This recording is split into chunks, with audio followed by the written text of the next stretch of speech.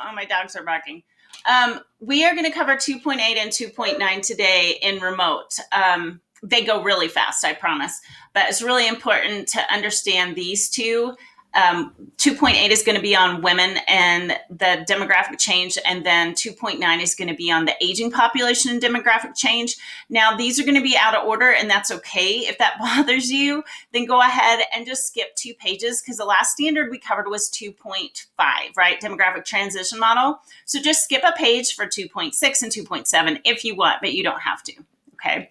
So women and demographic change. So these 2 standards are just going to talk about changes in population, how they have long and short-term effects on a place's basically ESPN, right? Their economics, their politics, and their culture. So let me go ahead and blow this up so you can see it. And then you can see how quick the notes are going to go. It's just 2 main points there: women's role in society, and then family planning. Okay, so if you need to pause the video really quick and finish filling that out.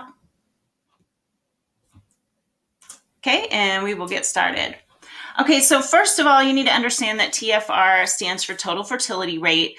That focuses on women in their childbearing years. They're generally going to be ages 15 to 49. Okay, what's total fertility rate is just the average number of children born per woman. Okay, now the reason that we focus on a total fertility rate in some cases rather than a crude birth rate is because a total fertility rate is going to reflect more cultural norms accurately, like what a woman's role is in society, the costs and benefits of having children, and basically what's going on in that country, to reflect things like women empowerment, maybe opportunities for education for women. Okay, so know that most parts of the world, the TFR was a lot higher in the past than it is today. And we'll look at a map in a minute showing that. Now, before 1800 in parts of Europe, their total fertility rate actually averaged 6.2. So, right, that's 6.2 children per woman, because most people lived on farms, right? Also, unfortunately, many children died as infants. So that was another reason for that higher fertility rate. Now, the reasons that we see changes in fertility rate is by the mid 18th century, Europeans began having fewer children. Some of that was unintentional. Okay, so one of the reasons is because countries began having larger standing armies, which sent men away for longer periods of time, which put a hold on family planning, right? And so the second thing that we see a change in fertility rate was the Industrial Revolution. Okay, we talked about this with the demographic transition model, changes everything, right? So people began relying on machines, okay, and people decided to have less children. This Industrial Revolution also enabled people to live longer, okay? So the Industrial Revolution did change the total fertility rate, it dropped it, but population patterns were still increasing a little bit, okay?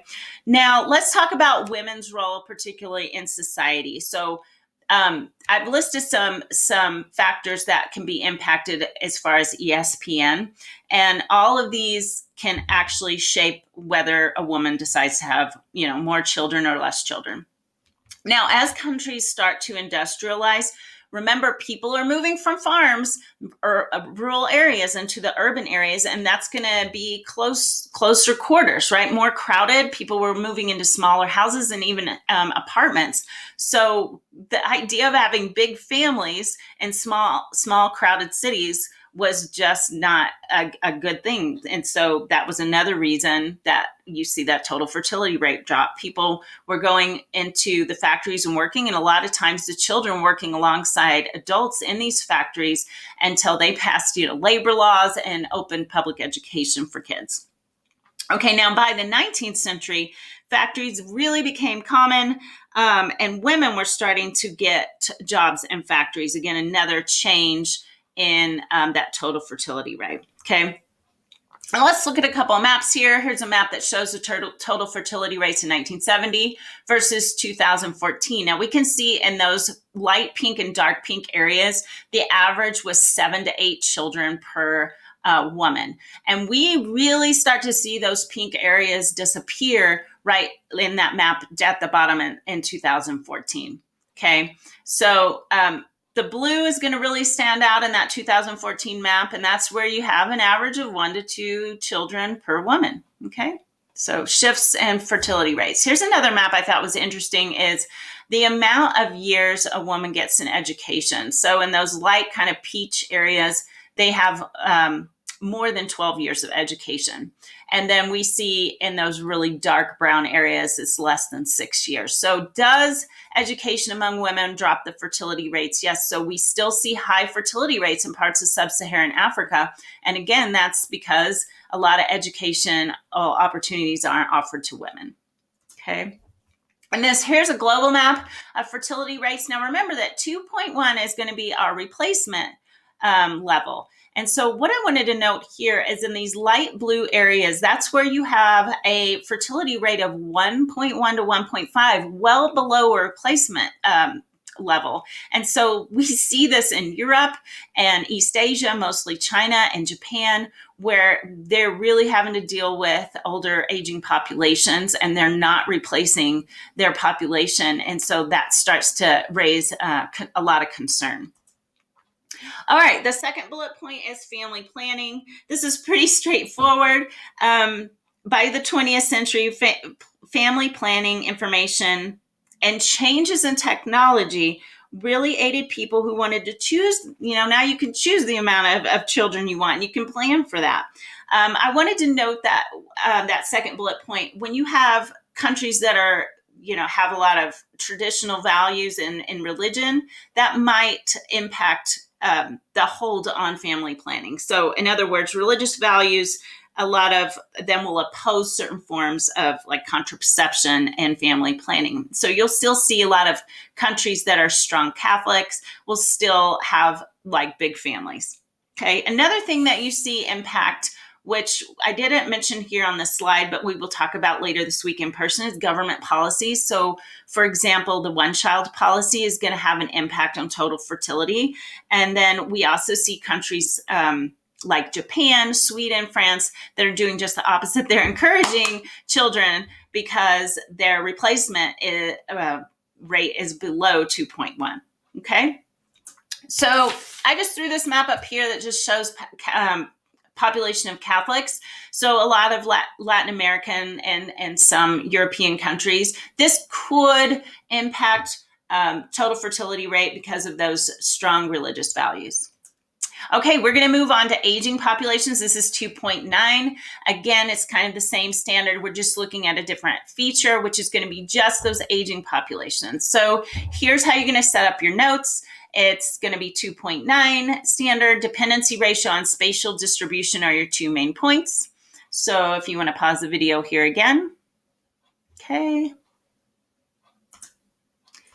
And here we go. Now you don't necessarily need to write this down again, but remember dependency ratio is a big thing we're going to talk about over and over throughout the year. And you get that from taking the number of dependents, right? People that are young, okay, that depend on their parents, and then people that are old at that top of that pyramid that are retired and need assisted living, okay? And you divide that by the working workforce. People that are going to be between the ages of roughly 15 and 64 years old that are still able to be in the work field and contribute to the economy. Okay.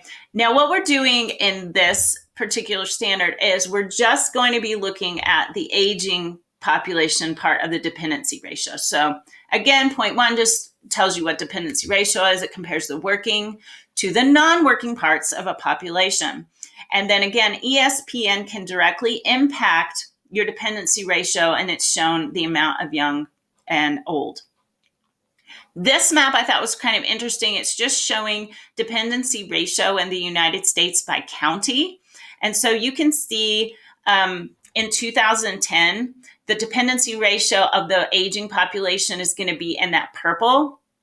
Versus if we look at it in 2019, we see a lot more purple being displayed there. So United States is generally having an issue with a larger dependency ratio now than we were, 10 years ago. Okay, this I thought was interesting because it's a global map that just shows the age-old dependency ratio, and this is from 2017. And you can see that Canada, parts of Europe, and Japan, they have a really high old age dependency ratio. Okay, we're looking at over 30% of their population. Okay, I thought that was interesting. So those countries are going to get into a little bit of a problem with setting up services to care for their elderly there. All right, the second point here on this standard is going to be spatial distribution.